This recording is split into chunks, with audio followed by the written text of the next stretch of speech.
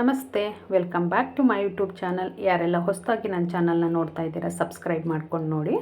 ನಾನಿವತ್ತು ಕಡಲೆಬೇಳೆನ ಉಪಯೋಗಿಸ್ಕೊಂಡು ಒಂದು ರೆಸಿಪಿ ಮಾಡೋದು ಹೇಗೆ ಅನ್ನೋದನ್ನು ತೋರಿಸ್ತಿದ್ದೀನಿ. ಮಾಡೋದು ತುಂಬಾ ಸುಲಭ, ರುಚಿ ಅಷ್ಟೇ ಚೆನ್ನಾಗಿರುತ್ತೆ. ನಾನಿಲ್ಲಿ ರಾತ್ರಿನೇ ನೆನೆಸಿರ್ತಕ್ಕಂಥ ಕಡಲೆಬೇಳೆನ ತೊಗೊಂಡಿದ್ದೀನಿ. ನೀರನ್ನ ತೆಗೆದು ತೊಗೊಂಡಿದ್ದೀನಿ ಕಡಲೆಬೇಳೆನ, ನೋಡ್ತಿರ್ಬೋದು. ಇಲ್ಲ ನೀವು ಬೆಳಗ್ಗೆ ನೆನೆ ಹಾಕೋದಾದರೆ ಒಂದು 2-3 ಅವರ್ಸ್ ನೆನೆದ್ರೆ ಸಾಕಾಗುತ್ತೆ.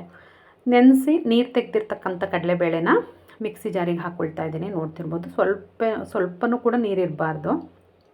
ನೋಡ್ತಿರ್ಬೋದು, ನೀರನ್ನ ಸೋರಿಸಿ ನಂತರ ಹಾಕ್ಕೊಂಡಿದ್ದೀನಿ. ಒಂದು 3 ಹಸಿಮೆಣಸಿನ್ಕಾಯಿನ ಹಾಕ್ಕೊಂಡಿದ್ದೀನಿ. ಇದು ಮೀಡಿಯಮ್ ಆಗಿದ್ದರೆ ಖಾರ ಚೆನ್ನಾಗಿರುತ್ತೆ. ಹಾಗಾಗಿ ಶುಂಠಿ 1 ಇಂಚಷ್ಟು ಸೇರಿಸ್ಕೊಂಡು ಇದನ್ನು ತರಿಯಾಗಿ ರುಬ್ಕೊಳ್ಬೇಕು. ನೋಡ್ತಿದ್ದೀರಲ್ಲ, ಈ ಹದದಲ್ಲಿ ರುಬ್ಕೊಳ್ಬೇಕಾಗುತ್ತೆ. ನೋಡ್ತಿರ್ಬೋದು, ನೀರು ಸೇರಿಸ್ಲಿಕ್ಕೆ ಹೋಗಬೇಡಿ. ನೀರು ಸೇರಿಸಿದ್ರೆ ನಮಗೆ ಮಾಡ್ತಕ್ಕಂಥ ರೆಸಿಪಿ ಹಾಳಾಗುತ್ತೆ. ಹಾಗಾಗಿ ಸ್ವಲ್ಪನೂ ಕೂಡ ನೀರು ಸೇರಿಸ್ತೇನೆ, ಹಾಗೆಯೇ ತರಿಯಾಗಿ ರುಬ್ಬಿ ಒಂದು ಬೌಲ್ಗೆ ಎತ್ತಿಟ್ಕೊಳ್ತಾ ಇದ್ದೀನಿ. ನೋಡ್ತಿದ್ದೀರಲ್ಲ, ನಾನಿಲ್ಲಿ 3 ಜನಕ್ಕಾಗೋಷ್ಟು ಕ್ವಾಂಟಿಟಿಲಿ ಮಾಡಿ ತೋರಿಸ್ತಾ ಇದ್ದೀನಿ.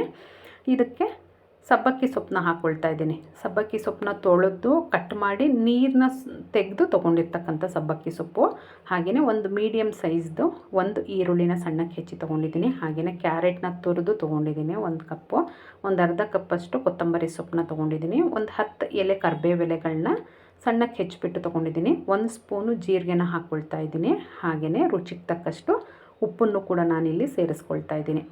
ಎಲ್ಲವನ್ನು ಕೈಯಿಂದಲೇ ನೀಟಾಗಿ ಮಿಕ್ಸ್ ಮಾಡ್ಕೊಳ್ಬೇಕು. ಸ್ಪೂನು ಸೌಟು ಆ ಥರ ಮಾಡೋಕ್ಕೆ ಹೋಗಬೇಡಿ, ಅದು ನೀಟಾಗಿ ಕಲಿಸ್ಲಿಕ್ಕಾಗಲ್ಲ. ಹಾಗಾಗಿ ಕೈ ಸಹಾಯದಿಂದನೇ ಇದನ್ನು ನೀಟಾಗಿ ಕಲಿಸ್ಕೋಬೇಕು. ಸೊಪ್ಪು, ಕ್ಯಾರೆಟ್, ಈರುಳ್ಳಿ ಎಲ್ಲವೂ ಮಿಕ್ಸ್ ಆಗಬೇಕು ಅಂದರೆ ನಾವು ನೀಟಾಗಿ ಕೈಯಿಂದನೇ ಇದನ್ನು ಕಲಿಸ್ಕೊಳ್ಬೇಕು. ನೋಡ್ತಿದ್ದೀರಲ್ಲ ಎಷ್ಟು ನೀಟಾಗಿ ಕಲಿಸಿದ್ದೀನಿ ಅಂಥೇಳಿ, ನೋಡಲಿಕ್ಕೂ ಎಷ್ಟು ಚೆನ್ನಾಗಿ ಕಾಣಿಸ್ತಿದೆ.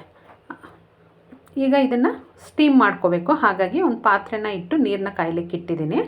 ನೀರು ಕಾಯೋಷ್ಟರಲ್ಲಿ ನಾವು ಕಡಲೆಬೇಳೆ ಮಿಶ್ರಣ ಏನಿದೆ ಅದನ್ನು ಉಂಡೆಗಳನ್ನಾಗಿ ಮಾಡ್ಕೊಳ್ಳೋಣ. ನೋಡ್ತಿದ್ದೀರಲ್ಲ, ಕೈಗೂ ಕೂಡ ಏನು ಅಂಟಲ್ಲ, ನೀಟಾಗಿ ಬರುತ್ತೆ. ನಿಮಗೆ ಬೇಕು ಮಕ್ಕಳಿಗೆಲ್ಲ ಕೊಡಬೇಕು ಅನ್ನೋದಾದರೆ, ಇಷ್ಟ ಆಗೋ ಥರ ಅಂದರೆ ನಾವೇನು ಉಂಡೆಗಳನ್ನ ಕಟ್ತೀವಿ ಮಧ್ಯಕ್ಕೆ ಒಂದು ಸ್ವಲ್ಪ ಚೀಸು ಅಥವಾ ಪನ್ನೀರ್ ಏನಾದ್ರೂ ಇಟ್ಟರೆ ಮಕ್ಕಳಿಗೆ ತುಂಬಾ ಖುಷಿಯಾಗುತ್ತೆ, ತಿನ್ನಲಿಕ್ಕೆ ಇಷ್ಟನೂ ಆಗುತ್ತೆ.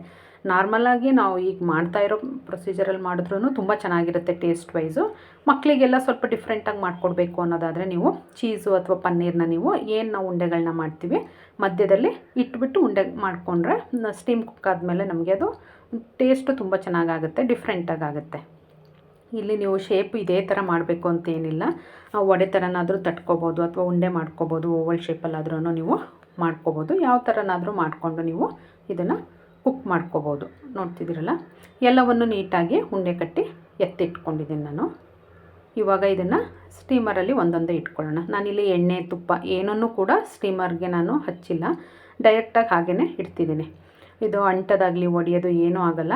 ನೀವು ಇದಕ್ಕೆ ಬೇಕಂದರೆ ಬಾಳೆದೆಲೆ ಇದೆ ಅಂದರೆ ಸ್ಟೀಮ್ ಏನು ನಾನು ಉಂಡೆಗಳನ್ನ ಇಡ್ತಾಯಿದ್ದೀನಿ ತಳಭಾಗದಲ್ಲಿ ಬಾಳೆದೆಲೆ ಆಗ್ಬೋದು ಅಥವಾ ಅರಶಿನದೆಲೆ ಇದ್ದರೆ ಅದನ್ನು ಇಟ್ಬಿಟ್ಟು ನೀವು ಕುಕ್ ಮಾಡ್ಕೋಬೋದು.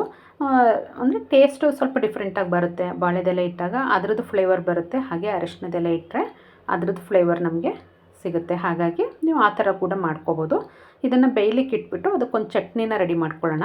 1 ಕಪ್ಪಷ್ಟು ತೆಂಗಿನಕಾಯಿ ತುರಿ, ಅರ್ಧ ಕಪ್ಪು ಹುರ್ಗಡ್ಲೆನ ಹಾಕ್ಕೊಳ್ತಾ ಇದ್ದೀನಿ. ಹಾಗೆಯೇ ಖಾರಕ್ಕೆ ತಕ್ಕಂತೆ ಹಸಿಮೆಣಸಿನ್ಕಾಯಿ, ನಾನಿಲ್ಲಿ 3 ಹಸಿಮೆಣಸಿನ್ಕಾಯಿನ ತೊಗೊಂಡಿದ್ದೀನಿ. 8ರಿಂದ 10 ಎಲೆ ಕರಿಬೇವು ಎಲೆಗಳು, ಸ್ವಲ್ಪ ಕೊತ್ತಂಬರಿ ಸೊಪ್ಪು, ಹುಣಸೆ ಹಣ್ಣು ಸ್ವಲ್ಪ, ಉಪ್ಪು ರುಚಿಗೆ ತಕ್ಕಷ್ಟು, ಹಾಗೆಯೇ ಬೆಳ್ಳುಳ್ಳಿ ಒಂದು 2 ಎಸ್ಳು ಬೆಳ್ಳುಳ್ಳಿ, ಎಲ್ಲವನ್ನು ನೀಟಾಗಿ ನುಣ್ಣಗೆ ಗ್ರೈಂಡ್ ಮಾಡ್ಕೊಳ್ಬೇಕಾಗತ್ತೆ. ನೋಡ್ತಿದ್ದೀರಲ್ಲ, ಚಟ್ನಿ ರೆಡಿಯಾಗಿದೆ ನಮಗೆ. ಅದನ್ನು ನಾನಿಲ್ಲಿ ಒಂದು ಬೌಲ್ಗೆ ಟ್ರಾನ್ಸ್ಫರ್ ಮಾಡ್ಕೊಳ್ತಿದ್ದೀನಿ. ಇವಾಗ ಸ್ಟೀಮ್ ಕುಕ್ ನೋಡೋಣ ಏನಾಗಿದೆ ಅಂತ ಅಂದ್ಬಿಟ್ಟು. 8ರಿಂದ 10 ನಿಮಿಷ ಬೇಯಿಸಿದ್ರೆ ಪರ್ಫೆಕ್ಟಾಗಿ ರೆಡಿಯಾಗೋಗುತ್ತೆ. ನೋಡ್ತಿರ್ಬೋದು, ಒಂದು ಕೂಡ ಒಡೆದಿಲ್ಲ, ಹಾಗೆ ಅಂಟ್ಕೊಳ್ತಾ ಇಲ್ಲ. ಎಷ್ಟು ನೀಟಾಗಿ ಬಂದಿದೆ ಅಂತೇಳಿ. ಪಾತ್ರೆಗೂ ಕೂಡ ತಳದಲ್ಲಿ ಅಂಟಿಲ್ಲ, ಒಂದೂ ತುಂಬ ನೀಟಾಗಿ ಬಂದಿದೆ. ನೋಡ್ತಿರ್ಬೋದು, ನಿಮಗೆ ಅದೇ ಹೇಳಿದ್ದು ಬೇಕು ಅಂತ ಅಂದರೆ ನೀವು ತಳಭಾಗದಲ್ಲಿ ಬಾಳೆದೆಲೆ ಅಥವಾ ಅರಶಿನದೆಲೆ ಹಾಕ್ಕೋಬೋದು. ಇಲ್ಲ ಅಂತ ಅಂದರೆ ಡೈರೆಕ್ಟಾಗಿ ಹೀಗೂ ಕೂಡ ನೀವು ಕುಕ್ ಮಾಡ್ಕೋಬೋದು. ಇದು ವೆಯ್ಟ್ ಲಾಸ್ ಮಾಡೋರಿಗಂತೂ ಒಂದು ಒಳ್ಳೆ ರೆಸಿಪಿ ಅಂತಲೇ ಹೇಳ್ಬೋದು. ಹಾಗೆಯೇ ಬೆಳಗಿನ ಬ್ರೇಕ್ಫಾಸ್ಟು, ಡಿನ್ನರು, ಲಂಚು, ಸ್ನ್ಯಾಕ್ಸು ಯಾವ ಟೈಮಿಗೆ ಬೇಕಾದ್ರೂ ಇದನ್ನು ಈಸಿಯಾಗಿ ಮಾಡಿಕೊಂಡು ತಿನ್ಬೋದು. ರುಚಿ ತುಂಬಾ ಚೆನ್ನಾಗಿರುತ್ತೆ. ಮನೆಯಲ್ಲಿ ಒಂದು ಸಲ ಟ್ರೈ ಮಾಡಿ ಹೇಗೆ ಬಂತು ಅಂತ ಅಂದ್ಬಿಟ್ಟು ಕಮೆಂಟ್ ಮುಖಾಂತರ ತಿಳಿಸಿ.